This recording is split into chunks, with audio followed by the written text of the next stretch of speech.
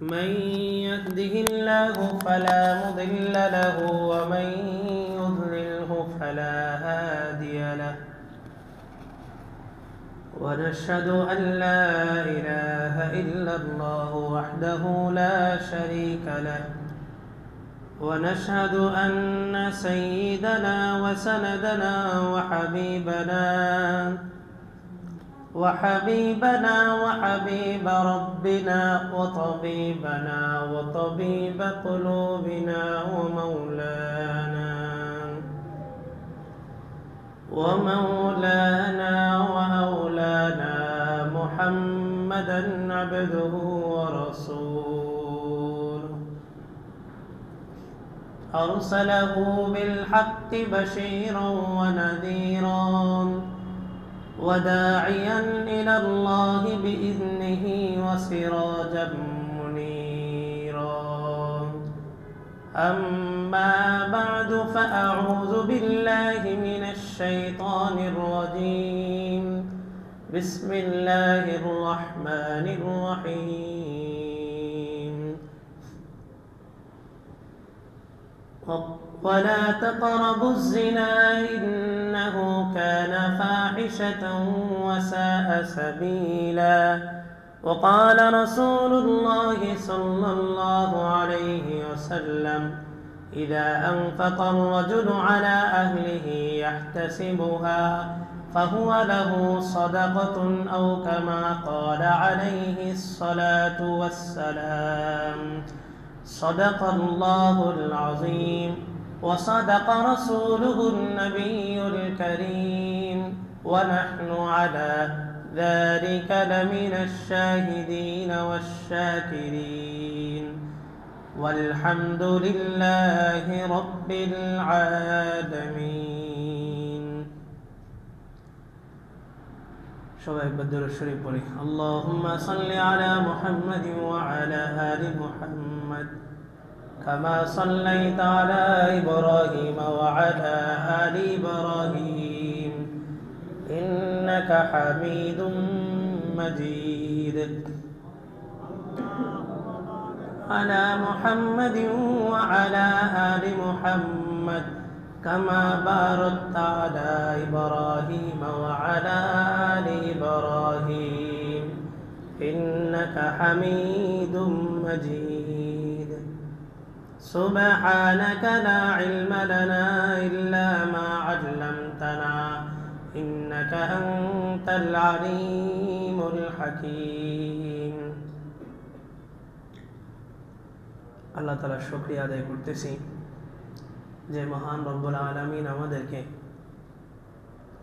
হায়াতের মধ্যে বরকত দিয়ে আরও এক সপ্তাহ বাড়িয়ে আমাদেরকে রমজানের অনেক কাছাকাছি পৌঁছার তৌফিক দান করছেন এই জন্য কালিমাতে শুকর আদায় করি আলহামদুলিল্লাহ।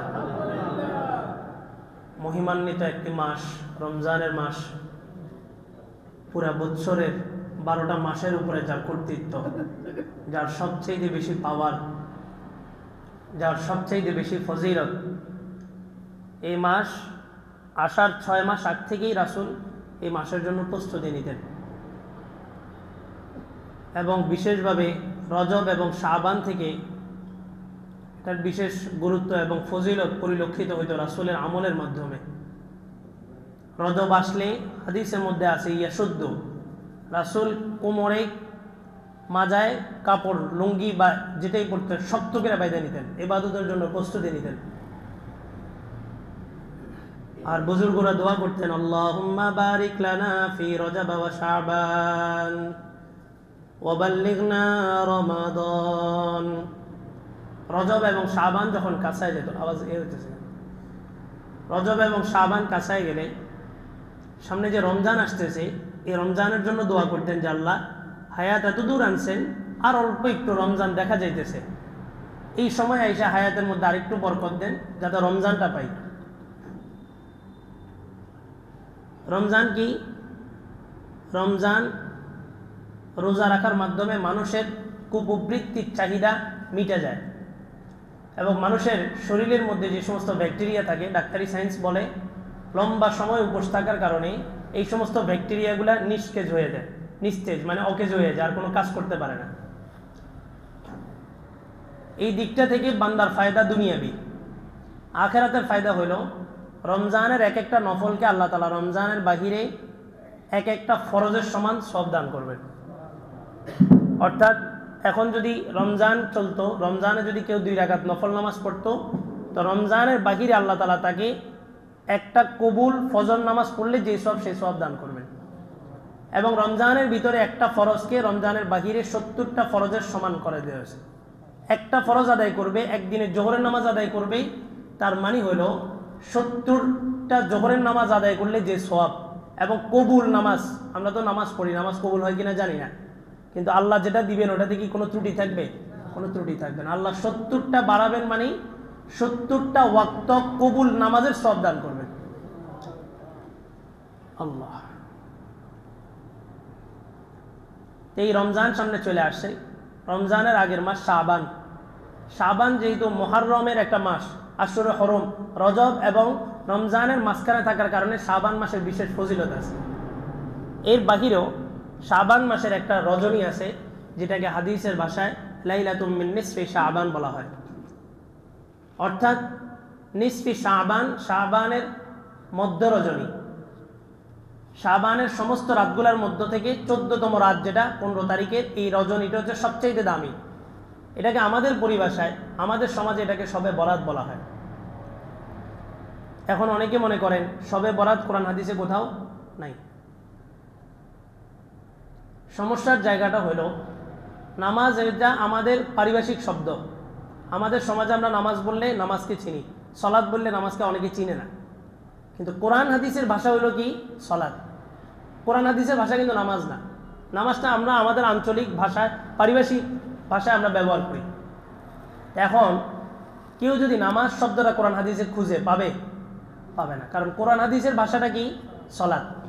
সলাৎ খুঁজলে সে একদম প্রথম পৃষ্ঠায়, সূরা বাকারা প্রথম পৃষ্ঠায় পাবে, আল্লাযীনা ইউকিমুনাস সালাতা ওয়া ইউতুনাজ যাকাতা ওয়া হুম বিল আখিরাতি হুম ইউকিনুন। প্রথম পৃষ্ঠায় সে সলাৎকে পাবে। তো যারা বলে এই রজনীটার কোনো প্রামাণিকতা নাই কোরআন হাদিসে, সমস্যা কোথায়? শবে বরাত শব্দ দিয়ে খুঁজছে। তো শবে বরাত শব্দ কোরআন হাদিসে আছে নাকি? এটা ফার্সি শব্দ। সব মানে রাত, বারাত মানে মুক্তি। সব গুজারি বলি না আমরা, সব গুজারি মানে কি? রাত্রি যাপন করা। এই সব মানে রাত, এটা ফার্সি শব্দ। তো কোরআন হাদিসের ভাষা হচ্ছে আরবি, সেখানে যা শবে বরাত খুঁজলে পাওয়া যাবে।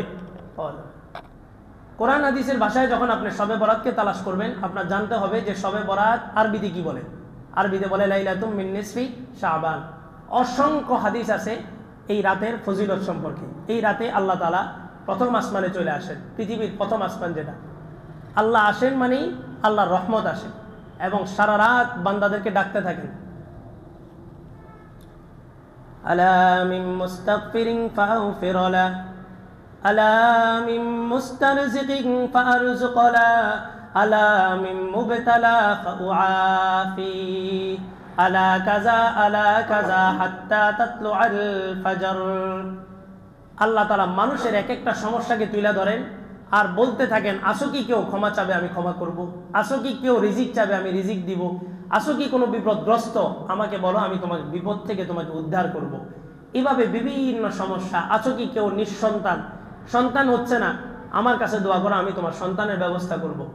ফজর পর্যন্ত আল্লাহ তাআলা ডাকতে থাকেন। এই রাতে আল্লাহ তাআলা সবাইকে, সমস্ত মানব জাতিকে সাধারণ ক্ষমা ঘোষণা করেন, শুধুমাত্র 3 শ্রেণী অথবা 2 শ্রেণীর মানুষ ব্যতীত সবাইকে আল্লাহ তাআলা সাধারণ ক্ষমা ঘোষণা করেন। অসংখ্য অগণিত জাহান্নামীকে ওই দিন জাহান্নাম থেকে মুক্তি দেওয়া হয়। এই কারণে এই রাতটার নাম কি রাখা হয়েছে? মুক্তি রজনী। শবে বরাতের বাংলা হলো মুক্তি রজনী। বারাত মানে মুক্তি, সব মানে রাত, বাংলাতে এটাকে বলে মুক্তি রজনী। এই রাতে আল্লাহ তাআলা ইল্লা লিমুশাহিনিন আও লিমুশরিকিন, 1 নাম্বার যে আল্লাহর সাথে শিরক করে এমন ব্যক্তিকে আল্লাহ তাআলা সেদিন মাফ করবেন না। আল্লাহ কোরআনে বলেন, ইন্নাল্লাহা লা ইয়াগফিরু আন ইউশরাকা বিহি ওয়া ইয়াগফিরু মা দুনা যালিকা লিমান ইয়াশা। আল্লাহর জাতের সাথে যারা শিরক করছে তাদেরকে বাদ দিয়া আল্লাহ যে কোনো বান্দাকে যখন চাবেন, যেভাবে চাবেন ক্ষমা করবেন। তবে কাকে ক্ষমা করবেন না? যে শিরক করছে, আল্লাহর সাথে শরীক স্থাপন করছে, তাকে আল্লাহ ক্ষমা করবেন না। 2 নাম্বার লিমুশাহিনিন, অন্তরে বিদ্বেষ পোষণকারী ব্যক্তিকে আল্লাহ ক্ষমা করবেন না। যার অন্তরের মধ্যে কি আছে? বিদ্বেষ, হিংসা, এই হিংসুককে আল্লাহ তাআলা ওই রাত্রে ক্ষমা করবেন না। অমুককে দেখতে পারি না, কেন? আপনার সাথে কোনো লেনদেন আছে? নাই। আপনার জায়গা জমিন মারছে? না। আপনার পারিবারিক রিলেটেড কেউ? না। কেন দেখতে পারেন না? এমনি। এটাই হচ্ছে হিংসা। আপনার টাকা মেরে দিছে, দেখতে পারেন না, সেটা হিংসা নয়, সেটা হচ্ছে সে অন্যায় করছে, এই কারণে তাকে আপনি ঘৃণা করেন, অন্যায়ের কারণে। একজন মানুষের সাথে আপনার কোনো লেনদেন নেই, কিছুই নেই, উনি আপনার রিলেটেড না, আখিরাতে ওনার সম্পর্কে আপনাকে জিজ্ঞেস করা হবে না, তারপরেও 24 ঘন্টা ওনাকে নিয়ে আপনি ব্যস্ত, ওনার বদনামির ভিতরে আপনি ব্যস্ত, এটার নামই হচ্ছে কি? হিংসা। আল্লাহু আকবার। তো এই রাতের বিশেষ ফজিলত আছে। আল্লাহ রসুল এই সমস্ত রজনীগুলা, রজব থেকেই শাবান, শাবান থেকে রমজান, প্রস্তুতি নিতেন পরিপূর্ণ কিসের জন্য? রমজানের জন্য। আমরা এখন থেকেই প্রস্তুতি নিব রমজানের জন্য। কিভাবে? যে এবার রমজান আসলে আমি কি কি কাজ করব, এটা একটা লিস্ট করা। হজে যায় না, উমরায় যায়, হজে যায়, যাওয়ার আগে হাজি সাহেবরা লিস্টি করে। কি করে জানেন? কার জন্য কি আনবে, অথবা হজে যাওয়ার পর একটা লিস্টি করে বাড়িতে যাওয়ার সময় কার জন্য কি নেওয়া যায়। তো রমজান আসতেছে, এই রমজানটা আমাদের কাছে অনেক দামি। এই রমজান আমার জীবনকে যদি পরিবর্তন না করতে পারে, আল্লাহ রসুল মসজিদের মিম্বরে 3টা সিঁড়ি, এই যে এখানেও 3টা সিঁড়ি, আল্লাহ রসুল 3 সিঁড়িতে 3টা পা রাখছেন আর 3বার আমিন বলছেন। সাহাবাই কেরাম বললেন যে ইয়া রাসূল আল্লাহ, আকবর সিয়াক সাবাক কোনো কিছুই বুঝলাম না, 3 সিঁড়িতে 3টা পা রেখে আপনি 3বার আমিন বললেন, কি কারণ? রাসূল বলেন, প্রথম সিঁড়িতে যখন পা রাখছি, জিবরাইল আমিন সাইয়্যিদুল মালাইকা, সমস্ত ফেরেশতাদের সর্দার, উনি বদদোয়া করছেন যে ওই ব্যক্তি ধ্বংস হোক যেই ব্যক্তি আপনার নাম শুনলো কিন্তু সাল্লাল্লাহু আলাইহি ওয়াসাল্লাম বললো না, দুরূদ শরীফ পড়লো না, ওই ব্যক্তি ধ্বংস হোক। মুহাম্মাদুর রাসূলুল্লাহ সাল্লাল্লাহু আলাইহি ওয়াসাল্লাম উনি বলেন যে আমি আমিন বলছি। দ্বিতীয় সিঁড়িতে পা রাখছে আর বলল ওই ব্যক্তি ধ্বংস হোক যে ব্যক্তি মাতা পিতার যে কোনো একজনকে পাইলো আর জান্নাত কনফার্ম করতে পারলো না, ওই ব্যক্তি ধ্বংস হোক। ওয়ালা তাকুল লাহুমা উফিন ওয়ালা তানহারহুমা ওয়াকুল লাহুমা কাওলান কারীমা। মাতা পিতার কাউকে কষ্ট দেওয়া যাবে না, উফ শব্দ বলবে, অথবা আমি তাদের সেবা কইরা কষ্ট পায়া আমি উফ শব্দ, আমার এটা বলার অধিকার নাই। 3 নাম্বার স্টেপে পা রাইখা রাসূল আমিন বলছেন, বলেন যে সাইয়্যিদুল মালাইকা জিবরিল সে বদদোয়া করছে ওই ব্যক্তি ধ্বংস হোক যে রমজান পাইলো আর নিজের গুনাহগুলোকে মাফ করাতে পারলো না। চিন্তা করেন, সাইয়্যিদুল মালাইকা সমস্ত ফেরেশতাদের সর্দার, সবচাইতে নৈকট্যতম মাখলুক আল্লাহ, উনি বদদোয়া করছেন, আর সমস্ত নবীদের সর্দার মুহাম্মাদুর রাসূলুল্লাহ সাল্লাল্লাহু আলাইহি ওয়াসাল্লাম ওই বদদোয়ার সাথে সিল মারছেন, আমিন বলছেন, মানে এটা একটা সিল বসাইছেন। এই বদদোয়া কবুল হওয়ার ব্যাপারে কোনো সন্দেহ আছে? এই জন্য পরিতাপের বিষয়, রমজান আসতেছে, এখন থেকে দৃষ্টি করেন। এবার রমজানে আমি মিথ্যা কথা ছেড়ে দিব, আর জীবনে কোনোদিন মিথ্যা বলবো না। মানুষের জীবনে একটা টার্নিং পয়েন্ট থাকে, ইউটার্ন।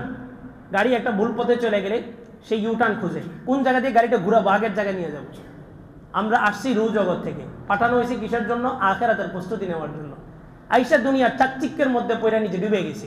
আল্লাহ তাআলা ইউটার্ন নেওয়ার জন্য এই যে রাস্তার মাঝখানে যে ফাঁকা থাকে, এই আল্লাহ তাআলা আমাদের জীবনের বাঁকে বাঁকে এই সমস্ত ইউটার্নগুলো রাখছেন, যে তুমি জীবনের টার্নিং পয়েন্ট, এখানে এসে তুমি জীবনের মোড়টা ঘুরাও। এই যে রমজান আসছে, জীবনটা ঘুরাও। এই যে কোরবানি আসছে, জীবনটা ঘুরাও। এই যে রজব মাস চলতেছে, জীবনটা ঘুরাও। এই যে প্রতি 7 দিন 6 দিন পর পর একটা শুক্রবার দিছি, জীবনটাকে ঘুরাও ঘুরাও ঘুরাও।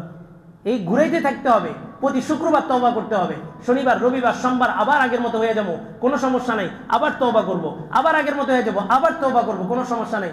আল্লাহ রাসূল বলেন, আত-তাইবু মিনাজ যামবি কামান লা যামবালা, যে ব্যক্তি গুনাহ থেকে তওবা করে তার গুনাহগুলোকে আল্লাহ তাআলা এমন ভাবে পরিষ্কার করে দেন যে তার কোনো গুনাহই নাই, কেমন যেন কায়াউমিন ওয়ালাদাত উম্মু, আজকেই তার মা তাকে দুনিয়াতে প্রসব করছে, কোনো গুনাহই থাকে না।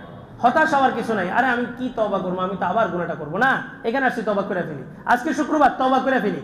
শয়তানের প্ররোচনায় পড়ে তো আবার গুনাহ হবে। এই কারণেই তো আল্লাহ ফেরেশতাদেরকে উঠায় নিছেন। এই জমিনে ফেরেশতারা ছিল, তারা সারাক্ষণ নাহনু নুসাব্বিহু বিহামদিক ওয়া নুকদ্দিসু লাক, আল্লাহ সকাল সন্ধ্যা আপনার তাসবিহ পাঠ করি, আর কাউকে আনার দরকারটা কি? আল্লাহ বললেন যে না, সকাল সন্ধ্যা তাসবিহ আমার পছন্দ না। উঠায় নিলেন আসমানে, দিলেন জিন্নাতকে, কয়েক লক্ষ বছর জিন্নাতে পৃথিবীতে বসবাস করছে, পুরা পৃথিবীটাকে মেসাকার করে দিছে। ফেরেশতাদের এক টিম, অনেকগুলো অসংখ্য টিম পাঠায় এদের সাথে যুদ্ধ করে পারে নাই। ইবলিসের নেতৃত্বে এক টিম পাঠায় আল্লাহ তাআলা পুরা জিন্নাতকে পুরা পৃথিবী থেকে মুক্ত করে দিছে, পুরা পৃথিবী থেকে বাহির করে দিছে। এরপর আল্লাহ বলছেন ইন্নী জাইলুন ফিল আরদি খলিফা, আমি আমার প্রতিনিধি পাঠাবো জমিনের মধ্যে। এদের বৈশিষ্ট্য হবে কি? গুনাহ করবে আবার মাপ চাবে, গুনাহ করবে আবার মাপ চাবে। পাঠাইছি তো এই জন্য। আদম আলাইহিস সালাম ভুল করছেন, আবার মাপ চাইছেন, মাপ হয়ে গেছে। পাঠাইছেন এক জাতি ফেরেশতা, কোনো গুনাহ নাই। আরেক জাতি পাঠাইছেন, কোনো নেকি নেই, সারাক্ষণ গুনার মধ্যে আছে। ওই তৃতীয় স্টেপ তো আমাদেরকে পাঠাইছে, গুনাহ হবে। এটা অসম্ভব, এটা আহামরি কিছু না। এটা মানুষ। আর নাস, নাস মানে নিসিয়ান থেকে, মানে যে বারবার ভুলে যায়। হযরত আদম আলাইহিস সালামের জীবন থেকে 1000 বছর থেকে 40 বছর দাউদ আলাইহিস সালামকে দান করছিলেন। মালাকুল মউত মৃত্যুর সময় হাজির হইল। আদম আলাইহিস সালাম বললেন, আরে আমার জীবন তো 1000 বছর, হায়াত তো 1000 বছর। তো বলল যে আপনি তো 40 বছর আপনার সন্তান দাউদকে দিয়ে দিয়েছিলেন। তো বলে যে না, দিইনি। আল্লাহ বললেন ফানাসিয়া আদম ফানাসিয়াত যুররিয়াতু, আদম যেমন ভুলে গেছে, আদম সন্তানও ভুলে যাবে। এখন আমার কাছে মানুষ টাকা পায়, আমি এটা ভুলে যাই, কিন্তু আমি কারো কাছে টাকা পাইলে ওটা কি করি না, বলি না। আদম আলাইহিস সালাম হায়াত দিয়েছেন, উনি জানতেন না? জানতেন। বলছে হাদিসের ভাষায় আছে ফাজাহাদা আদম ফাজাহাদাত যুররিয়াতু, আদম অস্বীকার করছে, আদম সন্তানও কি করবে? অস্বীকার করবে। টাকা নিছে, সে তার মনে আছে, বলে যে না, নিয়ে নেই। আল্লাহ তাআলা আমাদেরকে পাঠাইছেন এবং আমাদের জীবনের বাকি বাকি ইউটার্ন নেওয়ার জন্য কিছু ইন্ডিকেটর দিয়ে দিয়েছেন। এই যে তুমি ইউটার্ন, এই যে ঘুরাও, এই যে তোমার এখানে গাড়ি ঘুরানোর জন্য স্পেস আছে, ঘুরে ফেলো, জীবনের গাড়িটা ঘুরে ফেলো, চালিকা শক্তিটা ঘুরাও। আর দুনিয়া মাজরাআতুল আখিরা, এই দুনিয়াতে পাঠানো হয়েছে আখিরাতের ফসলের ব্যবস্থা করার জন্য। মান কানা ইউরিদু হারসাল আখিরাতি নাজিদ লাহু ফি হারসিহি ওয়া মান কানা ইউরিদু হারসাদ দুনিয়া নুতিহি মিনহা ওয়া মা লাহু ফিল আখিরাতি মিন নাসিব। দুনিয়ায় থাইকা আখিরাত শুধু চায়, আখিরাত কামাইতে পারে না। আখিরাত শুধু চায় যে আখিরাতটা কিভাবে কামাবো, ঘরের কোনায় বসে চিন্তা করতেছে আখিরাতটা কিভাবে কামাবো। আল্লাহ বলেন নাজিদ লাহু ফি হারসিহি, তার ফসলের মধ্যে আমি বরকত দান করি। আজ যেই ব্যক্তি দুনিয়া কামায়, দুনিয়ার পিছনে ছুইটা আখিরাতকে ভুলে যায়, ওয়া মা লাহু ফিল আখিরাতি মিন নাসিব, আখিরাতে প্রত্যেকটা মানুষের জন্য একটা বরাদ্দ অংশ আছে, কিন্তু দুনিয়ার পিছনে ছুটার কারণে আখিরাতের ওই অংশটা আমি নষ্ট করে দিই। তো শাবান মাস আসছে, শাবান মাস আসছেই শুধু এই জন্য যে মুমিন প্রস্তুতি নাও, রমজান আসতেছে, চূড়ান্ত পর্যায়ের গাড়িটাকে ঘুরে নিতে হবে, শেষ। আর এই পথে আর আসবো না, আর চুরির পথে চলবো না, মিথ্যার পথে চলবো না, অন্যায়ের পথে চলবো না। বাকি জিন্দিগি যতদিন বাঁচি কোরআন অনুযায়ী জীবন করবো। পারবো তো ইনশাআল্লাহ? আল্লাহ তাআলা সবাইকে কবুল করুন। আল্লাহু আকবার। আমাদের আলোচনা চলতেছিল রজবকে কেন্দ্র করে, আমরা আল্লাহ তাআলা আল্লাহ রাসূলের ইসরা এবং মেরাজের আলোচনায় ঢুকছিলাম। এই রাসূলকে মূলত পাঠাইছেন রাসূলের জান্নাত কনফার্ম করার জন্য না। রাসূল পৃথিবীতে আসছেন আমার আপনার জান্নাতকে কনফার্ম করার জন্য। আল্লাহ তো রাসূলকে গ্যারান্টি দিয়েই দিয়েছেন, ইন্না ফাতাহনা লাকা ফাতহাম মুবিনা লিয়াগফিরা লাকাল্লাহু মা তাকদ্দামা মিন যামবিক। রাসূল আপনার আগের পরের সব গুনাহ মাফ। নামাজে দাঁড়ায় পা ফুলায় ফেলছেন, আম্মা জান আয়েশা বলেন, ইয়া রাসূলুল্লাহ, আপনার জন্য জান্নাত বরাদ্দ, আপনি সারা জীবন পাপ করলেও জান্নাত আপনার জন্য বরাদ্দ, সেখানে এত কষ্ট কেন করতেছেন? রাসূল বললেন, আয়েশা, আমি কি আল্লাহর শুকরগুজার বান্দা হব না? তো রাসূলের জান্নাত তো কনফার্ম। আয়েশা, আমি আল্লাহর শুকরগুজার বান্দা হব না, আর আমি কি আমার উম্মতকে কোনো একটা সবক দিয়ে যাব না? রাসূল দুনিয়াতে আয়েশা তায়েফের ময়দানে কষ্ট না করলে কি রাসূল জান্নাত পাইতেন না? অবশ্যই পাইতেন। হাউজে কাউসার তো ওনার জন্যই বরাদ্দ। ইন্না আতাইনাকাল কাউসার ফাসাল্লি লিরাব্বিকা ওয়ানহার ইন্না শানিআকা হুয়াল আবতার। একমাত্র মালিক হাউজে কাউসারের, সেটাকে মুহাম্মাদুর রাসূলুল্লাহ সাল্লাল্লাহু আলাইহি ওয়াসাল্লাম। ফাতাহাজ্জাত বিহি নাফিলাতান লাকা আসা আন ইয়াবআসাকা রাব্বুকা মাকামান মাহমুদা। আল্লাহ বলেন মাকামে মাহমুদ আন ইয়াবআসাকা, আপনাকে দেওয়া হবে। তবে আশা শব্দ যোগ করছে, আশা মানে সম্ভাবনা, আশা। আশা মানে কি? আশা। আশা করা হয় যে ওই স্থানটা, মাকামে মাহমুদটা রাসূল আপনাকে দেওয়া হবে। আজানের পর আমরা কি দোয়া পড়ি? আল্লাহুম্মা রাব্বা হাযিহিদ দাওয়াতিত তাম্মা ওয়াস সালাতিল কাইমা আতি মুহাম্মাদানিল ওয়াসিলাতা ওয়াল ফাদিলা। এই যে ওয়াসিলা, আল্লাহ রাসূল বলেন ওয়াসিলা নামক একটা জায়গা আল্লাহ তাআলা তৈরি করছেন, এবং আদম থেকে নিয়ে ঈসা ইবনে মারইয়াম পর্যন্ত সমস্ত উম্মতের মধ্যে আল্লাহ তাআলা এই স্থানটা শুধুমাত্র একজনকেই দিবেন। এই স্থানের সৌভাগ্য আল্লাহ তাআলা শুধুমাত্র একজনকে দান করবেন, মুহাম্মাদুর রাসূলুল্লাহ। উনি বলেন আমি আশাবাদী ওই স্থানটা আমাকে দিবেন। কনফার্ম না, আশাবাদী আমাকে দিবেন। তবে তোমরা আমার জন্য দোয়া করো। আতি মুহাম্মাদানিল ওয়াসিলা, আমরা আজান শেষ করার পরে, আজানের পরে দোয়া কবুল হয়, আজানের পরে দোয়া কবুল হয়। আজানের পরে আগে কি পড়তে হয়? দুরূদ শরীফ। আগে কি পড়তে হয়? দুরূদ শরীফ। দুরূদ শরীফ ছাড়া কোনো দোয়া কবুল হয় না। নামাজের মধ্যে কোনো দোয়া নাই, শুরু থেকে শেষ পর্যন্ত কোথাও কোনো দোয়া নাই, সব তাসবিহ, আল্লাহর হামদ সানা। সর্বশেষ বৈঠকে দোয়া মাসুরা আছে, আল্লাহুম্মা ইন্নী যালামতু নাফসি যুলমান কাসীরা। এই দোয়া মাসুরা, এই দোয়াটা কবুল হওয়ার জন্য আগে দিয়ে কি পড়তে হয়? দুরূদ শরীফ। শেষ বৈঠকে দোয়া মাসুরার আগে কি পড়তে হয়? দুরূদ শরীফ। যে কোনো দোয়ার ব্যাপারে রাসূল বলেন প্রত্যেকটা দোয়াই মুআল্লাকুন তাহতাস সামা, আসমানের নিচে ঝুলন্ত থাকে। যতক্ষণ পর্যন্ত দোয়ার আগে পরে দুরূদ শরীফ না অ্যাড হয়, এই দোয়াটা উপরে ওঠে না, এটা ঝুলন্ত থাকে। আগে হোক পরে হোক কি পড়তে হবে? সাল্লাল্লাহু আলাইহি ওয়াসাল্লাম, এটা পড়তে হবে। তা আজানের পর আমরা দুরূদ শরীফ পড়ি, তারপরে দোয়াটা করি। আল্লাহ রাসূল বলেন, উম্মত এই জায়গাটা আল্লাহ কাকে দিবেন জানি না, তবে তোমরা দোয়া করো আল্লাহ যেন আমাকে দেয়, আমি ওই জায়গার পাওয়ার নিয়ে তোমাদের জন্য সুপারিশ করব। এখন প্রশ্ন জাগতে পারে, আল্লাহ রসুলের জন্য যদি আমি দোয়া করি আমার কি লাভ? আতি মুহাম্মাদানিল ওয়াসিলা, আল্লাহ মুহাম্মদ সাল্লাল্লাহু আলাইহি ওয়াসাল্লামকে আপনি ওসিলা দান করেন, আমার কি লাভ? এটা তো মুহাম্মদ সাল্লাল্লাহু আলাইহি ওয়াসাল্লামের লাভ হইল। আল্লাহ রসুল বলেন, যেই ব্যক্তি আজানের পরে দুরূদ শরীফ পড়বে, আজানের পরে এই দোয়াটা পড়বে, হাল্লাত লাহু শাফাআতি। হাদিসের ব্যাখ্যা গ্রন্থের মধ্যে আসছে হাল্লাত আই ওয়াজাবাত। আল্লাহ রসুল বলেন তার জন্য আমার সুপারিশ ওয়াজিব হয়ে যাবে কিয়ামতের দিন। এবার বলেন, রাসূল যদি কারোর জন্য সুপারিশ করে কিয়ামতের দিন, আর কোনো টেনশন আছে? কোনো টেনশন। তাহলে আমি রাসূলের জন্য দোয়া করলে কার লাভ? আমার লাভ। আচ্ছা, দুরূদ শরীফ পড়লে রাসূলের লাভ নাকি? মানে রাসূলের আমল করতে করতে যতটুকু গেছে, আমি দুরূদ শরীফ পড়লে আমলটা একটু বাড়ে নাকি? দুরূদ শরীফে কার লাভ? বলে যে মান সাল্লা আলাইয়া সালাতান সাল্লাল্লাহু বিহা আশরা। আল্লাহ রাসূল বলেন, যে ব্যক্তি আমার উপরে একবার দুরূদ পড়বে, আল্লাহ তৎক্ষণাৎ সাথে সাথে তার উপরে 10টা রহমত নাজিল করবেন, 10টা গুনাহ মাফ করবেন, জান্নাতের 10টা মর্যাদা বুলন্দ করবেন। পৃথিবীতে যত ইবাদত আল্লাহ দিবেন, সমস্ত ইবাদত বান্দাই শুধু করতে হয়, আল্লাহ কোনো ইবাদত করেন না। কিন্তু দুরূদ শরীফের ইবাদত এমন একটা ইবাদত, এটা স্বয়ং আল্লাহ নিজেও করে।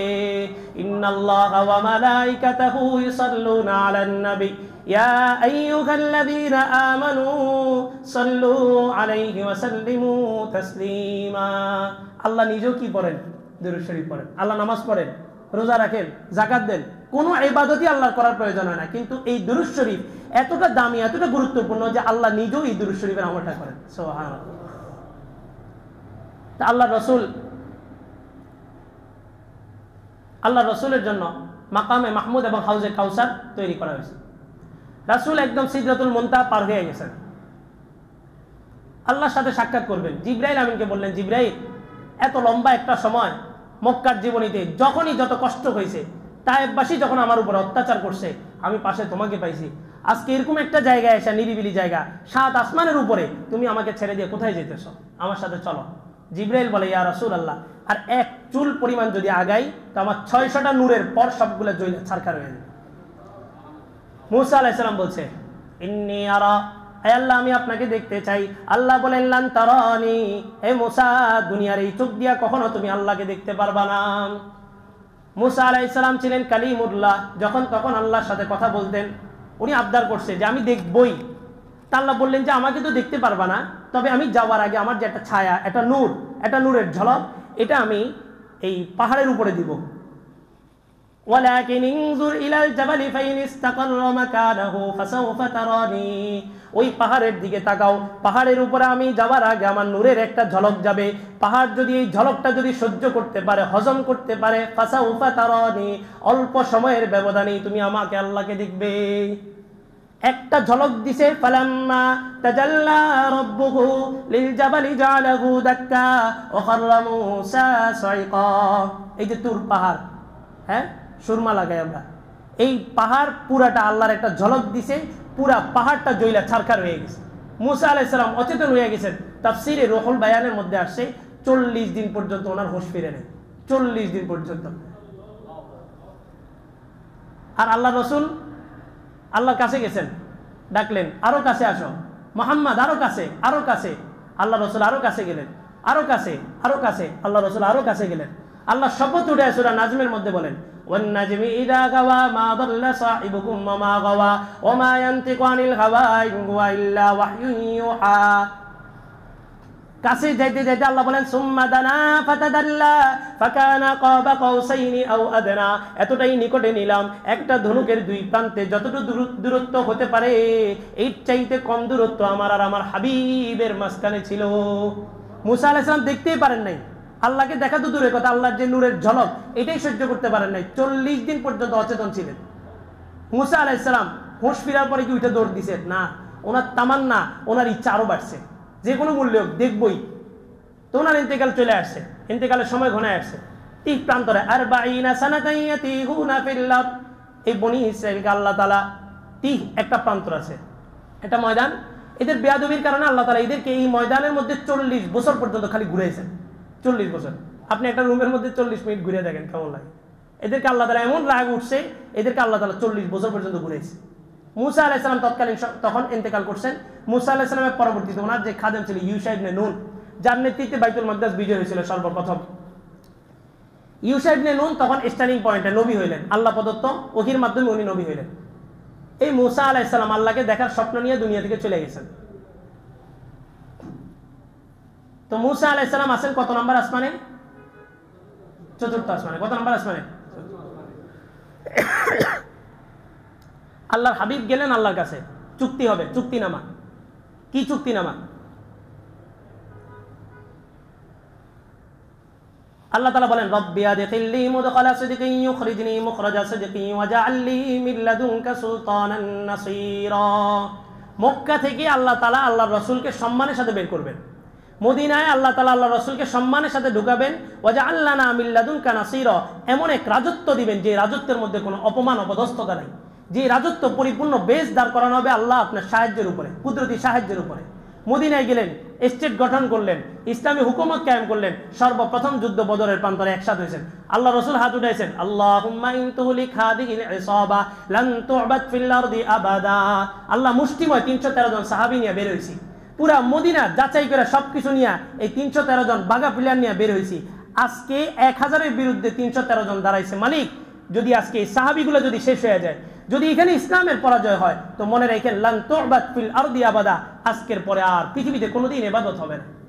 এটা আল্লাহকে একটা, আল্লাহর রহমতের একটা জোশ আনার জন্য রাসূল এরকম একটা কথা বলছেন। এটা আমি আর আপনি বলতে পারবো না। আল্লাহকে ইবাদতের কাছে ঠেকা, পুরা পৃথিবীর সমস্ত মানুষও যদি আল্লাহর নাফরমানি করে, কোনো সমস্যা আছে? কোনো সমস্যা নেই। আল্লাহু আকবার। চুক্তিনামা শুরু হইল। আল্লাহ রাসূলকে আল্লাহ তাআলা সাহায্য করবেন, ওয়াদা করছেন।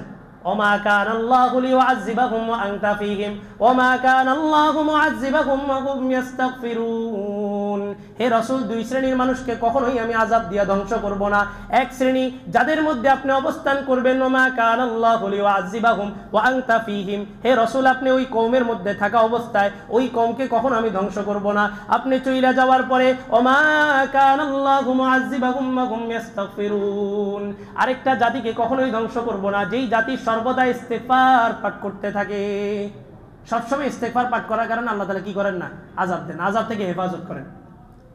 চুক্তিনামা শুরু হইল। রাসূলের নবুয়তের প্রাথমিক পর্যায়ে হেরা গুহার উপরে চলে গেলেন। 15 দিন পর্যন্ত ওহী বন্ধ। হঠাৎ করে জিবরাইল আসছেন। আল্লাহ রাসূল দৌড়ে খাদিজা রাদিয়াল্লাহু তাআলা আনহার কাছে গেছেন, জাম্মিলুনি জাম্মিলুনি, কম্বল দিয়ে চাদর দিয়ে আমাকে ঢাকো। রাসূলের কাঁপাকাঁপি শুরু হয়ে গেছে, পুরো শরীর থেকে ঘাম বের হয়ে শুরু হয়েছে, জ্বর চলে আসছে, অচেতন হয়ে গেছেন। হোশ ফেরার পরে খাদিজা রাদিয়াল্লাহু তাআলা বললেন, কি সমস্যা? বলে যে একটা আকৃতি দেখছি যেটা আসমান এবং জমিনের মাঝখানে পুরো একটা বিশাল আকৃতি দেখছি। এইটার কি পূর্বের কিতাবগুলোর মধ্যে বলা হয়েছে নামুস। জিবরাইল আলাইহিস সালামের আগের হিব্রু ভাষার নাম ছিল নামুস। আল্লাহ রাসূলের কাছে হঠাৎ করে জিবরাইল আসা বন্ধ করে দিলেন। আল্লাহ রাসূল পাহাড়ের উপরে উঠছেন, কি অচেতন, কি অস্থিরতা ভিতরে কাজ করতেছে। পাহাড়ের উপরে উঠছেন, আত্মহত্যা করবেন, ঝাঁপ দিবেন, এমন সময় উপর থেকে ডাক আসে, মুহাম্মদ কি করতেছেন আপনি? আপনার রব আপনার সাথে আছে। ওয়ালা সাউফা ইউতিকা রাব্বুকা ফাতারদা, চুক্তিনামা যে আপনার রব আপনাকে এত পরিমাণ দিবে, এই পরিমাণ দিবে যে আপনি খুশি হয়ে যাবেন। তা আল্লাহ রাসূল সাহাবীদেরকে বললেন আস্তে আস্তে, মানে বিষয়টা কেমন জানি, এই পাশ থেকে প্রধানমন্ত্রী বলছে আর এই পাশে নিজের সহযোদ্ধাদের সাথে বলতেছে। আল্লাহ বলছেন ওয়ালা সাউফা ইউতিকা রাব্বুকা ফাতারদা। জিবরাইল এসে তেলাওয়াত শুরু করছেন সূরা দুহার 11টা আয়াত। ওয়ালা সাউফা ইউতিকা রাব্বুকা ফাতারদা তেলাওয়াত করছে। রাসূল বললেন থামো, সাহাবীদেরকে বললেন, জিবরাইল বলছে ওয়ালা সাউফা ইউতিকা রাব্বুকা ফাতারদা, আমার রব আমাকে এই পরিমাণ দিবেন যে আমি খুশি হব। মনে রাখো হাসরের মাঠে আমার একটা উম্মত জাহান্নামে থাকা পর্যন্ত আমি কোনোদিন আল্লাহর উপরে খুশি হব না। কার জন্য চাইছে বলেন? কার জন্য চেয়ে গেছে? আমাদের জন্য চেয়ে গেছে। মরণের সময় হাসান হোসেন দুই পাশে অসুস্থ, বারবার অজ্ঞান হয়ে যেতেছেন, জ্বর, প্রচন্ড জ্বর। আম্মা জান আয়েশা বলেন, ঘরের এই কঠিন পরিস্থিতি ছিল, আল্লাহ রসুল যেদিন দুনিয়া থেকে যাচ্ছেন, যদি চুলা জ্বালানোর জন্য যদি একটু তেল থাকতো ঘরে, তো ক্ষুধা এই পরিমাণ ছিল যে ওই তেলটা খেয়ে নিতাম। দুই জাহানের সর্দার পৃথিবী থেকে যাচ্ছে, মিরাজ সম্পত্তি কি রেখে যেতেছে দেখেন। আম্মা জান আয়েশার বক্তব্য, 9টা ফ্যামিলি, 5টা নাতি, হাসান হোসেন ছাড়াও আরো 3 জন নাতি ছিল। হাসান ডান পাশে, হোসেন বাম পাশে। আল্লাহ রসুলের সামনে চিত্র দাঁড় করানো হইল, একজনকে বিষ পান করায় হত্যা করা হবে। হজরত হোসাইনকে, হাসানকে হাসানের খেলাফত আমলে তার এক বিবি চক্রান্তে পড়া বিষ পান করে হাসানকে শহীদ করছে। হজরত হাসান বলছে, যদি আমি জীবিত থাকি এই হত্যার প্রতিশোধ আমি নিব, আর যদি আমি চলে যাই তো তার হত্যার প্রতিশোধ যেন আমি আখেরাতে নিই, তোমরা তাকে কিছু বলো না। হজরত হোসাইন আসছে, আল্লাহ রসুলের সামনে চিত্র উঠে দাঁড় করানো হয়েছে যে হোসাইনকে কারবালার প্রান্তরে নির্মমভাবে শহীদ করা হবে। দোনোজনের চিত্র তুলে ধরা হয়েছে। জিবরাইল দরজায় এসে দাঁড়াইছে, ইয়া রাসূলুল্লাহ ভিতরে আসবো? বলছে আসো। ডান পাশে হাসান, বাম পাশে হোসাইন। আয়েশা বলতেছে, আল্লাহু ইয়ান্তাজিরুক, আল্লাহ তাআলা আপনার অপেক্ষায় আছে। আল্লাহ ইলা রফিকিল আলা, আল্লাহ তাআলা আপনার অপেক্ষায় অপেক্ষমান। বলে যে তোমার সাথে কে আসছে? বলে মালাকুল মাউত আসছে। আল্লাহ আদেশ দিয়েছেন, মুহাম্মদ যদি আসতে চাও নিয়ে আসো, আর যদি মুহাম্মদ বলে থাকবে তো চলে এসো। রাসূল বললেন, আমি যাব, কোনো সমস্যা নেই। তো চোখ দিয়ে পানি পড়তেছে। জিবরাইল আলাইহিস সালাম বললেন, ইয়া রাসূলুল্লাহ, আপনার দোনো নাতি তো শহীদ হবে, অল্প কিছুদিনের ব্যবধানেই তাদের সাথে আখিরাতে আপনি জান্নাতে দেখা করবেন। ফাতেমা রাদিয়াল্লাহু তাআলা আনহার ব্যাপারে সুসংবাদ দিয়ে গেলেন যে সর্বপ্রথম আপনার সাথে যে সাক্ষাৎ করবে সে হবে আপনার বেটি ফাতেমা। সবাই অস্থির, আল্লাহ রসুলের বিদায়ের সময়, শেষ সময় সাহাবীরা সবাই আসছেন। ফাতেমা রাদিয়াল্লাহু তাআলা আনহা বেশি অস্থির ছিলেন, কান্নাকাটি এত জোরে করতেছিলেন বাহিরে আওয়াজ যাচ্ছে। আল্লাহ রসুল কানে ডাক দিয়ে কি জানি বলছে, আম্মা ফাতেমা রাদিয়াল্লাহু তাআলা আনহা খুশি হয়ে গেলেন। তো সবাই পরে জিজ্ঞেস করছে, কি বলছে তোমাকে? তো বলছে, বাবা বলছে যে পৃথিবী থেকে যাওয়ার পরে সর্বপ্রথম বাবার সাথে আমিই সাক্ষাৎ করব। তা আল্লাহ রসুলের ইন্তেকালের 6 মাস পরেই ফাতেমা রাদিয়াল্লাহু তাআলা আনহা ইন্তেকাল। বিদায়ের এই কঠিন পরিস্থিতিতে এক পাশে হাসান, এক পাশে হোসাইন। জিবরাইল সান্ত্বনা দিতেছে যে আল্লাহ তাআলা আপনাকে লা ইউখজিকা ফি উম্মতিক, আপনার উম্মতের ব্যাপারে লাঞ্ছিত করবেন না। হাসান হোসাইন এদের ব্যাপারে তো শাহাদাতের গ্যারান্টি, অল্প কিছুদিন পরে সাইয়্যিদা শাবাবি আহলিল জান্নাহ, এরা জান্নাতের সর্দার হবে। কিসের জন্য চিন্তা করতেছেন? আল্লাহ রসুল বললেন, জিবরাইল, আমি আমার পরিবারের জন্য কান্নাকাটি করতেছি না, আমার ধন সম্পদ তো নাই, সেগুলোর জন্য কেন কান্না করব? দুনিয়ার মায়াও নয়। ফামান লিবাদি লিউম্মতি, আল্লাহ ওয়াদা করছেন যতদিন আমি থাকবো ততদিন পর্যন্ত উম্মতের উপরে কোনো আযাব আসবে না, যতদিন আমি থাকবো উম্মতের উপরে কোনো দুর্ভিক্ষ আসবে না। যখন আমি চলে যাব, আমি চলে যাওয়ার পরে আমার উম্মতকে কে দেখবে? জিবরাইল দৌড়ে আল্লাহর কাছে গেলেন যে আল্লাহ, আপনার রসুল এই পয়গাম পাঠাইছে। আল্লাহ তাআলা বললেন, হাবিবকে আসতে বলেন। ওই হাবিব চলে আসার পরে হাবিবের উম্মতের জন্য স্বয়ং আমি আল্লাহ নিজেই থাকবো। এবার আপনি একটু হিসাব মিলান, পূর্বের কত জাতিকে আল্লাহ তাআলা শেষ করে দিয়েছেন। আকে ফরমা কর দে কহরশ বাদেরা তা সাজায়ে কর দে কওমে আদেরা। আদ জাতি, সামুদ জাতি, সালেহ আলাইহিস সালামের কওম, তারা যে সমস্ত গুনাহগুলো করছে আল্লাহ তাআলা সাথে সাথে ধ্বংস করে দিয়েছেন। কোন জাতিকে আল্লাহ তাআলা বাতাসে উড়ায় নিয়ে গেছেন, কোন জাতিকে আল্লাহ তাআলা প্লাবন দিয়ে ডুবাইয়া দিয়েছেন, কোন জাতিকে জায়গায় স্টেট ওখানে আল্লাহ তাআলা কি করছেন, মানুষ থেকে বানর বানায় দিয়েছেন। বলেন আজকে ওই সমস্ত অপরাধগুলো কি উম্মতে মুহাম্মাদি করতেছে না? মাছ ধরা তো তাদের জন্য জায়েজ ছিল, শুধুমাত্র শনিবার নিষেধ ছিল। আর উম্মতে মুহাম্মাদি কি শুধু জায়েজ কাজ করতেছে না, নাজায়েজ কাজও করতেছে, নাজায়েজ কাজও করতেছে। আল্লাহু আকবার। কওমে লূত আলাইহিস সালামের কওমকে জিবরাইল আলাইহিস সালাম আইসা একটা পাকার এক পাশ দিয়া এই কওমটাকে এইভাবে উঠাইছে পুরো উপরের দিকে। বিহিজারাতিম মিন সিজিলিম মাগদুদ ফাজআলাহা সাফিলাহা, তার নিচের পাটটাকে উপরে, উপরের পাটটাকে নিচে দিছে। জিবরাইল আলাইহিস সালাম টানা দিয়ে এই কওমটাকে এত উপরে উঠাইছে, উপরে উঠানোর সময় উপর থেকে আসমানের অধিবাসীরা আগুনের লেলিহান শিখা পেঁচানো পাথর এদের উপরে নিক্ষেপ করছে। এই জাতিটাকে এত উপরে উঠানো হয়েছে, হাদিসের ভাষায় রাসূল বলেন তাদের চিৎকারের আওয়াজ প্রথম আসমানের অধিবাসীরা সুস্পষ্ট শুনছে। সেখান থেকে জিবরাইল আলাইহিস সালাম এই কওমটাকে এভাবে উল্টায় দিছে। আজ আধুনিক বিজ্ঞান এখনো পর্যন্ত এই কওমের তলদেশ খুঁজে পায়নি, এত গভীরে নিয়ে গেছে আল্লাহ তাআলা। বলেন কওমে লূতের এই সমকামিতা এই মুহাম্মদ সাল্লাল্লাহু আলাইহি ওয়াসাল্লামের উম্মত কি করতেছে না? এই কওমে লূতের সমকামিতা মুহাম্মদ সাল্লাল্লাহু আলাইহি ওয়াসাল্লামের উম্মত কি লাইসেন্স দিতেছে না? আযাব আসে না কেন? ওই যে আল্লাহ রাসূল গ্যারান্টি নিয়ে গেছেন, চলে যাইতেছি, আমার উম্মতের কি হবে গ্যারান্টি দেন, আল্লাহ গ্যারান্টি দেন, আমি আসতেছি আপনার কাছে। আল্লাহ আল্লাহ গ্যারান্টি দিয়ে দিচ্ছেন, ঠিক আছে হাবিব আপনি চলে আসেন, আপনি আসার পরে আপনার উম্মতের সাথে আমি থাকবো। এত অন্যায়, এত অপরাধ, মাটি প্রতিদিন 5 বার আল্লাহর কাছে বলে, আল্লাহ আদেশ দেন মুরানি আন আবলুআ ইবাদাক ইয়াকুলুক ওয়া ইয়াসিক, আল্লাহ আমাকে আদেশ দেন আমি আপনার বান্দাটাকে আমার ভিতরে গিলানি। আল্লাহ বলে কেন এত গোসা? তো বলে যে আপনার খায়, আপনার নাফরমানি করে, আদেশ দেন ওকে আমি গিলানি। চুক্তিনামা সম্পাদন করতেছে কোথায়? 7ম আসমানের উপরে। সালাম দিছে কাকে? আল্লাহ রাসূলকে। রাসূল বললেন সালাম আমাকে একলা দিলে হবে না, আসসালামু আলাইনা ওয়া আলা ইবাদিল্লাহিস সালিহিন। উম্মতের হিসাবও সেখানে দিয়েছেন।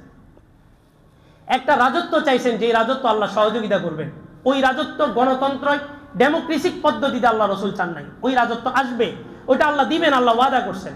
ওয়াদাল্লাহুল্লাযীনা আমানু মিনকুম ওয়া আমিলুস সালিহাত লা ইস্তাখলিফান্নাকুম ফিল আরদি কামা ইস্তাখলাফাল্লাযীনা মিন ক্বাবলিহিম। আল্লাহ ওয়াদা করছেন তোমাদের মধ্য থেকে যারা 2টা কাজ করবে, ঈমান আনবে এবং আমলে সালেহ করবে, তাদেরকে জমিনের মধ্যে আল্লাহ তাআলা প্রতিনিধিত্ব দান করবে।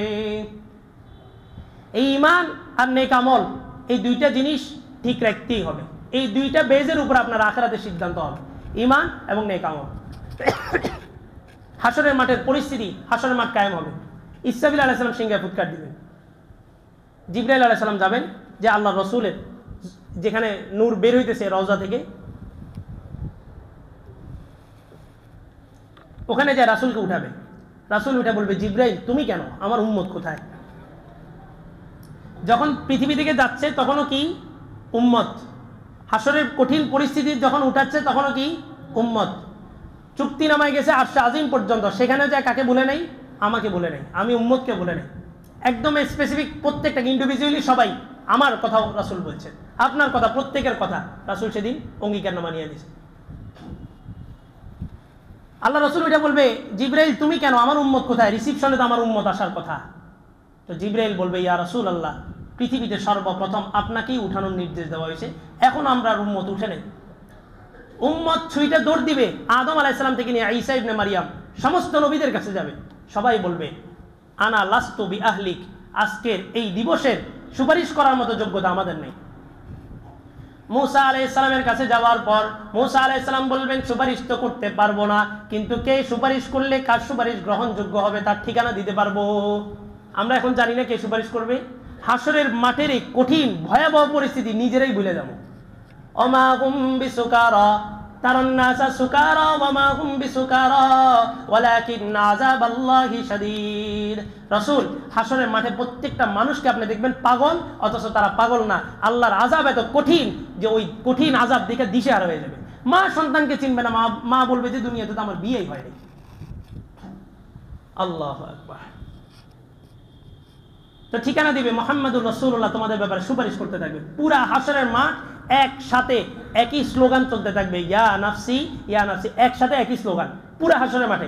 সবাই কাফের, মুশরিক, বেঈমান, মুসলমান, নবী, রাসূল, গাউস, কুতুব যা আছে সবার একটা স্লোগান থাকবে ইয়া নাফসি ইয়া নাফসি, এক স্লোগানে সবাই মুখরিত থাকবে। এই পুরা স্লোগানের বিপরীতে হাসরের মাঠের এক কোণা থেকে একটা আওয়াজ আসবে ইয়া উম্মতি ইয়া উম্মতি। পুরা হাসরের মাঠ মুহূর্তের মধ্যে নিস্তব্ধ হয়ে যাবে, পিন পতন সাইলেন্ট, সবাই যে আওয়াজটা কোথা থেকে আসলো। আর আল্লাহ রাসূল বলেন আমার উম্মত সহ আমি হাসরের মাঠের সবার চাইতে একটু বিশেষ একটু স্পেশাল উঁচু জায়গায় থাকবো, স্পেশাল গ্যালারি হবে আমাদের। আল্লাহ রাসূল সেখানে উঠবেন, সবাই তাকায় দেখবে যে কোনায় একজন মানুষ সেজদায় পইরা ইয়া উম্মতি বলতেছে। আল্লাহ তাআলা বলবেন মাথা উঠান হাবিব, মাথা উঠান, সালতো শাফি তু শাফা, বলেন আপনি যা বলবেন যাই চাইবেন তাই দেওয়া হবে। শাফি তু শাফা, যার ব্যাপারে সুপারিশ করবেন তার ব্যাপারে সুপারিশ গ্রহণ করা হবে। কবরের জগতে যাওয়ার পরে আল্লাহ রাসূলকে দেখানো হবে, মুসলিম শরীফের হাদিস। আল্লাহ রাসূলকে দেখায় বলবে মান হাযার রাজুল আল্লাযী বুইসা ফীকুম, বলো এই ব্যক্তিটাকে যাকে তোমাদের মধ্যে পাঠানো হয়েছিল। আমি তো স্বীকৃতি দিব যিনি মুহাম্মাদুর রাসূলুল্লাহ সাল্লাল্লাহু আলাইহি ওয়াসাল্লাম, কিন্তু রাসূলকে জিজ্ঞেস করা হবে বলেন এ আপনার উম্মত কিনা। রাসূল যেন আমার টুপি, আমার সেজদার, কপালে সেজদার দাগ দেখে যেন চিনতে পারে আমি রাসূলের উম্মত। আমার মুখের দাড়িটা দেখে যেন রাসূল চিনতে পারে যে এটা আমার উম্মত। আল্লাহু আকবার। রাসূল উঠবেন, উঠার পরে একটা চেয়ার আনা হবে, মাকামে মাহমুদে নেওয়ার জন্য একটা চেয়ার, সিংহাসন। রাসূল সিংহাসনের উপরে হাত রাখবেন, আল্লাহ বলবেন হাবিব উঠেন, উঠা বসেন। তো বলবে যে না, উঠে যদি বসি তো এটা তো আমাকে জান্নাতে নিয়ে যাবে, আমার উম্মতের গুনাহগার বান্দার পিছনে ছুটবে কে? হাসরের মাঠের এই কঠিন পরিস্থিতিতে না হাসান, না হোসেন, না ফাতেমা, না খাদিজা, না কোনো বিবির কথা স্মরণ করবেন, কি বলবেন? উম্মত, উম্মত, উম্মত। আল্লাহ রাসূলের কাছে জিবরাইল আসেন, আয়েশা বলে যে সুসংবাদ। বলে যে কি? বলে যে 70,000 বিনা হিসাবে জান্নাত। আল্লাহ রাসূল বললেন না, আমার সাহাবী আছে 1.5 লক্ষ, 1.25 লক্ষ সাহাবী আছে, তো 70,000 যদি বিনা হিসাবে জান্নাতে যায়, আমার বাকি উম্মতের কি হবে? সাহাবীরা তো, সাহাবী 1.25 লক্ষ সাহাবীকে তো আল্লাহ রাসূল গইড়াই গেছেন, জান্নাতের জন্য গইড়াই গেছেন। আর আমাদেরকে তো আল্লাহ রাসূল পান নাই, এই জন্য দোয়া যা করছেন সব আমাদের জন্য। আম্মা জান আয়েশা একদিন বসা, ওনাকে আল্লাহ রাসূল ডাকতেন হুমায়রা, লাল টুকটুকি ছিলেন। হুমায়রা মানে লাল টুকটুকি, খুব আদর করতেন। এক গ্রাম্য ব্যক্তি আয়েশা বলে, মুহাম্মদ আয়েশাকে দিবা? আয়েশাকে দিয়ে দাও, তোমাকে 10টা বাদে দিব আয়েশার পরিবর্তে। তাই দেখেন, মেহমান, গ্রাম্য ব্যক্তি মেহমান হিসেবে আসছে, অথচ এরকম একটা কথা আমাদের বিবির ব্যাপারে বললে কি করতাম? আম্মা জান আয়েশা খেপা একদম লাল হয়ে গেছে, বলে তুমি তাকে কিছু বলেন না কেন? তো বলে যে সে আমার মেহমান, কিছু বলা যাবে না। গ্রাম্য ব্যক্তি না বুঝে বলে ফেলছে। তো হুমায়রা, ওনাকে আল্লাহ রাসূল ডাকতেন হুমায়রা। যখন খুশি হইতেন তখনও লাল হয়ে যেতেন, যখন রাগ হইতেন তখনও লাল হয়ে যেতেন। তো হুমায়রা, আল্লাহ রাসূল দেখলেন যে বাহির থেকে আসছে, খুব হাসি খুশি।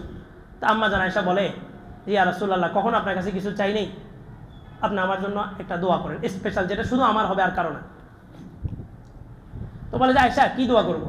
তো বলে যে আল্লাহকে বলেন আল্লাহ যেন আমাকে মাফ করে দেয়, কারণ হাসরের মাঠে তার কোনো টেনশন থাকবে না যার কোনো গুনাহ নেই, যার মাফ হয়ে গেছে তার কোনো কি থাকবে না, টেনশন থাকবে। মুহাম্মাদুর রাসূলুল্লাহ সাল্লাল্লাহু আলাইহি ওয়াসাল্লাম হাসরের মাঠে রাজত্ব করবেন কেন? মুহাম্মদ সাল্লাল্লাহু আলাইহি ওয়াসাল্লামের আগে পরে সমস্ত গুনাহ আল্লাহ মাফ করে দিয়েছেন, এটা আল্লাহ কোরআনে ঘোষণা দিয়ে দিয়েছেন। আর কোন নবীর ব্যাপারে আল্লাহ এটা বলেন নাই যে আপনার সব গুনাহ মাফ। আল্লাহ রাসূলের ব্যাপারে বলছেন লিয়াগফিরা লাকাল্লাহু মা তাকদ্দামা মিন যামবিক ওয়া মা তাআখার ওয়া ইউতিম্মা নি'মাতা। রাসূল আপনার আগে পরে সমস্ত গুনাহ আল্লাহ মাফ করে দিয়েছেন। আম্মা জান আয়েশা বললেন, ইয়া রাসূলুল্লাহ, আমার জন্য আপনি আল্লাহর কাছে মাফ চান, আল্লাহ যেন আমাকে মাফ করে দেন। আল্লাহ রাসূল বলেন, আল্লাহুম্মা ফিল লি আয়েশা মা তাকদ্দামাত মিন যামবিহা ওয়া মা তাআখারাত। আল্লাহ আয়েশার আগে পরে সব গুনাহ মাফ করে দেন। আম্মা জান আয়েশা আল্লাহ রাসূলের মাথার উপর, এই রানের উপরে মাথা দিয়ে শোয়া ছিলেন। উনি লাভ দিয়ে উঠে গেছেন খুশিতে, আর নাচানাচি শুরু করে দিয়েছে। মানে রাসূল দোয়া করছে, এটা কি আর মিস যাবে নাকি? রাসূলের দোয়াটা তো কবুল। তো উনি নাচানাচি শুরু করে দিয়েছে। আল্লাহ রাসূল বলে, আয়েশা কি হলো তোমার হঠাৎ করে? আমার জন্য এরকম একটা দোয়া করছেন, এর চাইতে বড় চাওয়া পাওয়ার কি আছে? রাসূল বলেন, আয়েশা তোমার জন্য জীবনে একবার এই দোয়া করছি, একবার, আর জীবন আর করি কিনা সন্দেহ, তবে আমি আমার উম্মতের জন্য প্রতি 5 ওয়াক্ত নামাজ আমি এই দোয়াটা করি। আমাদের জন্য করে গেছে। হাসরের মাঠে উঠছেন, ওইটা হাউজে কাউসার মাকামে মাহমুদে নেওয়ার জন্য চেয়ার এসছে। হাউজে কাউসারে 120টা কাতারের মধ্যে 80টা কাতার রাসূলের দাঁড়াইছে। দাঁড়ানোর পরে হঠাৎ একটা চাদর উপর থেকে নেমে এই কিছু কিছু অধিবাসীদেরকে এই চাদরটা ঢেকে ফেলছে। আল্লাহ রাসূল বলেন, আল্লাহ এরা তো আমার উম্মত। তা আল্লাহ বলেন যে না, আহদাসা মিন বাদিক, আপনি চলে আসার পরে ধর্মের মধ্যে নতুন নতুন জিনিস ঢুকেছে। আল্লাহ রাসূল বলবেন, সহকান সহকান, দূর হও। আমি এত কষ্টরত পিচ্ছিল একটা রাস্তার উপরে ইসলামটাকে এত কষ্ট করে আল ইয়াউমা আকমালতু লাকুম দীনাকুম পরিপূর্ণ করে তোমাদের কাছে রেখে দিয়েছে। এই পরিপূর্ণ দিনটাকে, কমপ্লিট দিনটাকে পায়া আনকমপ্লিট একটা মন্ত্র গণতন্ত্রের পিছনে কিভাবে ছুটলা বলো? গণতন্ত্রের পিছনে তুমি ছুটলা কিভাবে? গণতন্ত্রের যারা আছেন শিক্ষা নেন, গত 16 বছর যারা পরিচালনা করছে এরাও গণতন্ত্রের ডিলার ছিল। 32 নম্বর বাড়ি, যে বাড়িতে ছিল বাড়ি পর্যন্ত উড়াই দিছে। শুধু 32 নম্বর না, পুরা বাংলাদেশের যত জায়গায় এদের স্থাপনাগুলো আছে, আমার বাসা একটা আলাউদ্দিন আছে, সমস্ত স্থাপনাগুলো উড়াই দিছে। আর আমাদের সাথে এদের সবসময় ডিফেন্সিং জায়গা কেন?